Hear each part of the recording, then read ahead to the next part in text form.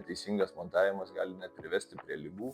Norint turėti komfortišką aplinką, vienareikšmiškai vienas iš svarbiausių turbūt dalykų yra montavimas, montavimo žinojimas, kas gali privesti, tarkim, prie alerginių susirgymų, pelėsio namuose ir netgi techninių gedimų. Atliekame sistemų inspektavimus, valome sistemas, susidurime montavimo broko, dėl ko tikrai kenčia klientai, genda įrenginiai, dėl ko pažinti kaip patikima montavimo įmonė, oficialios šilumos siurblių ir montuotojų asociacijos esame jų tinklapyje.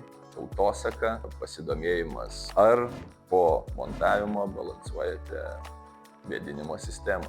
Jeigu nebalansuojame, tai realiai ta sistema neveiks taip, kaip turėtų veikti. Ar montavimas mažiau ortakio, turėsime turbūt pakankamai gryno oro, neturėsite sąskaitos, neturėsite montavimo įrodymo, neturėsite ir garantijų. Neturėsite